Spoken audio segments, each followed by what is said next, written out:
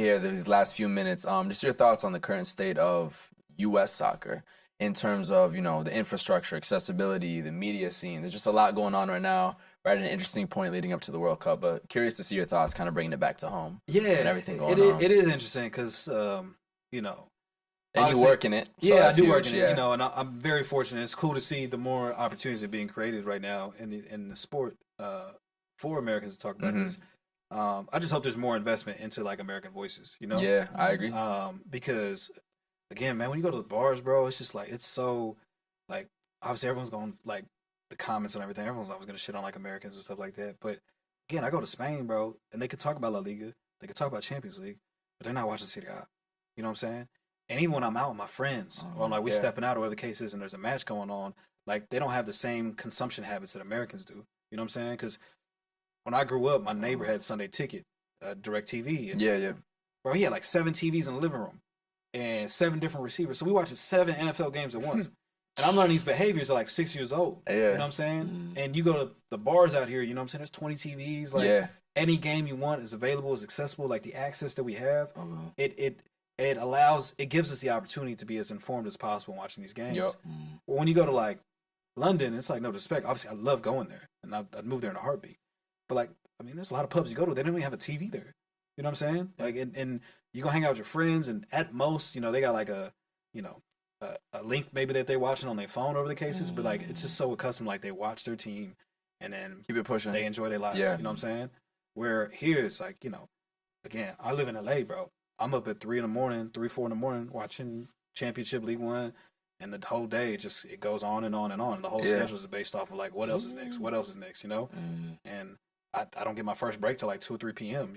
And by that point I'm running errands. But everyone knows on the weekends, bro, like especially during the fall, I'm transitioning straight from soccer into college football on Saturdays. Yeah. And straight from soccer to the NFL. So yeah. if you ain't rocking with me on that kind of vibe, like don't hit me up. Because I'm not about to kick it with you. You know what I'm saying? And that's just a level of like there's a level of dedication that I think it kind of gets underappreciated with Americans, And again, like a lot of the access just wasn't there in terms of like, us being able to go out there. And that's why I'm so adamant of making these trips every year to go visit Bilbao, to go to Athletic Club, to go to Real Betis, to go to Everton, to go to Newcastle, because it's like I can watch as much as I want to on my TV, but like I need to go be with the people. You know what I'm saying? I need to go experience this and their cultures in the same way I would do with NFL games here, the way I would do NBA games or college football. It's like every subculture is a representation of that city, that town, that village, you know what I'm saying? And a greater representation of that country as a whole. So, there is a level of respect that I feel like Americans should do as we continue to grow more and more in American sports. But I hope that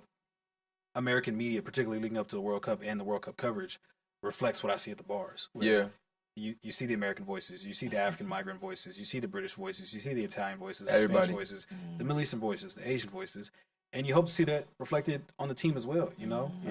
This team has a lot of people from the diaspora that obviously are American or born in America and raised elsewhere, which is beautiful to see. But to your point earlier, as you mentioned, it's like there has to be a better grassroots initiative beyond pay to play that provides more opportunities from a social economic standpoint. Because I'm sorry, bro. Like, they're going to look at America, like, especially when you come from the favelas, you come from the slums, you know what I'm saying? Like, you're going to look at the USA, you licking your chops, you know what I'm saying? Because they ain't come through what we came through. They ain't been through what we've been through, you know what I'm saying? They're not, they're going to look at it with, like, a different hunger in terms of how they view that. And that's not to say that, that we've produced some really tough Americans. Don't get me wrong. Like, ain't nobody messing with Gucci and Yewo, you know what I'm saying? Like, Clint Dempsey came from Nacogdoches, from a trailer park, you know what I'm saying? It's like, there has been some tough people.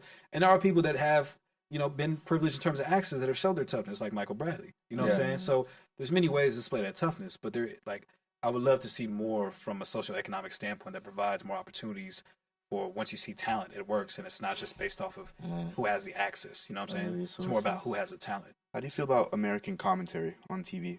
I'll say when he said that, I was just thinking about it. Like, my boy, shout out Chris Whittingham. He does a tremendous job. He does Champions League, he does City A stuff for CBS Sports. I think he's fantastic, and I would love to see more voices like him. But right now, it's just, I feel like they're copying a lot of, like, the blueprint that existed, like, in the 90s and the 2000s, and even the 2010s, with a lot of British commentary. And again, I enjoy the British commentary. The Champions League Today show was amazing. You know what I'm saying? So it's amazing. I watched, the This Is Football, the Ian Wright podcast, all that stuff. Like, I consume all that. It's great. But when you're on social media, and like I'll use like a Kylian Mbappe goal for example. Right? if like you're like, oh man, I want to see this goal, whatever the case is, you type in Kylian Mbappe goal on Twitter, immediately after it happens, you'll find the Saudi Arabia broadcast. Always. Pull, Allah, Allah, you know what I'm saying? You see the French broadcast, oh la la, you know what I'm saying? You see the British broadcast, the Italian broadcast. Yeah. You see the American broadcast, it's oftentimes just like a replication of a British voice, you know what I'm saying? British broadcast. Yeah. And it's like, I feel like that's just another part of this. In order to continue growing the game, it's like, what is America's voice in soccer?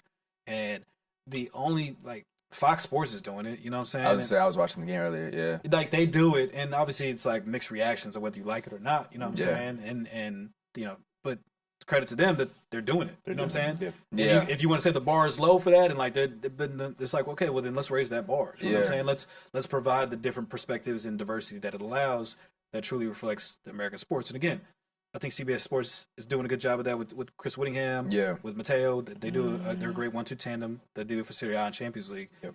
But I hope to see more of that. You know what I'm saying? And I hope that there's more investment in that in terms of American broadcast voices. And you know, you see that MLS, you see that in USL, and like, how do you continue to funnel that up? And what does that voice look like? So, and I would hope the broadcasters aren't just trying to mimic, you know, British people. You know, facts. Oftentimes, in terms of our tactics and our styles too, that you see with U.S. soccer, it's oftentimes like, I feel like we play to please the British. Like, look at us. Like, we can play soccer, you know what I'm saying? Or please the French, or like please the Brazilians, and like in a way, like, yeah, well, you know, like we've always tried to prove ourselves to them. Even the players themselves. It's an inferiority complex. 100%. At the end of the bro, honestly, we're America, bro. Yeah. Like, like, you know, like we're like what other world space in America do we offers what we have to offer? It's interesting because we brought this up once recently. About the commentators.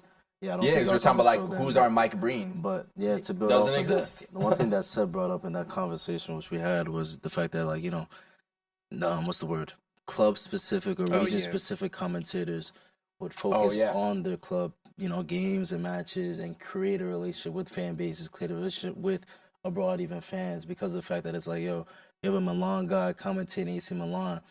When it's a goal, it's a different type of energy. You know what I'm saying? I'm trying to hear some Texas heads commentating. Bro, I would love that. I'm not from the national South, team bro. too. Yeah, even just national team stuff. stuff. I'm saying, if you got some New York heads talking about something, if you got some people like you're saying, for sure. LA La Masia talking about something, like, it'll be a different type of energy. Yeah, bro. But that goes into the whole MLS Apple TV deal too, because that takes away some of the localization of those exact things that we're talking about. The local broadcast, you know what I mean? So then it gets into the whole like capitalistic background of it that affects that ability for the localization. So which they gotta make industry adjacent platforms. Hey man, they gotta make a way. We gonna start streaming. You know what I'm saying? We gonna stream it. I do feel like there is other ways, as you mentioned, bro. It's like you said, who is the Mike Breen? Twitch, the Al Michaels, you know what I'm saying? Like, who are these voices that, like, again, Stuart Scott, all that kind of stuff. Man, when you watch like Sunday Night Football, Monday Night Football, like Joe Buck and Troy Aikman, bro, there's like like there's a feel to that. You know, whatever you think of Tony Romo, bro, like there's like mannerisms that he has. I don't know, Jim. You know what I'm saying? Like that people know of. You know what I'm saying? And like all we got is like 45 minutes down, 45 to go. And again, whatever you want to think of that, you know what I'm saying? Like I feel like there just should be more of that can catch on. And you know, what's our bang? You know, like what are these moments that like can really what's our stick bang? What's the rare double bang when the Knicks? You know what I'm saying? Like, I need that moment in footy. It's just not there. And the people just need to be fearless within it. Like again, like they shouldn't be doing it just to please the British and be like, hey, I can commentate. You know what I'm saying? Like it's cool to lean in and be American, bro. Like because at the end of the day, I was watching PSG celebration. What were they playing? Dreams and Nightmares. That's a fact. Know what I'm saying? Shout out Philly. Like again, you see all the Africans, you see the influence. They talking about now the phrase they just caught on to is like, "There's no lies in my rap, bruv." You know what I'm saying? It's like they try to do no cap in my rap, and it's like we were saying that like 7-8 years ago, you know. But like now, it's like I see that everywhere when I'm watching a lot of these interviews. It's like there's no lies in my rap is like a big thing right now amongst like footballers, you know. And it's like again, like influentially from a pop culture standpoint, it's still there. No, we're number one. If we're talking African American culture, exactly, bro, Black music, easy, fashion, sport, we dominate global culture. Exactly. So, we need that in the commentary of the sport. It will only amplify it. I promise. Get me on CBS. I got you. That's what I'm saying. Get all of us on CBS, bro. Listen, make that call. I need to call more too. 100%. That was cool, man. Again, I love what you guys are doing on this platform. Thank you and again, so much, bro. It's places like this that I feel like will help elevate and grow that and create that opportunity. So as much as we're questioning this, and this, and waiting for other people to do it, the fact that you guys are building yourself, bro. Again, love, man. I'm not an unk, so don't call me that. Nah. Unk's like 45. You know what I'm saying? But it's beautiful to see what you guys are creating here and establishing. That's why it's cool. Like, even if it's 11 p.m., like, I ain't got no problem coming in to support this. Love, bro. Anywhere else I can help out with this, support this, bro. You know, I'm all here, and however else I can support, man. Just keep doing y'all thing, bro. Because I'm excited to see where this thing keeps going, man. I appreciate it big time, bro. Hey, Thank you so much. First of many. Yeah, absolutely. Gotta have you back on. Yeah. Absolutely. Every time I'm in the city now, bro, I'm gonna pop in, bro. For sure. People gotta kick it too. Yeah, that's a fact. All right, y'all. Episode 86. Peace.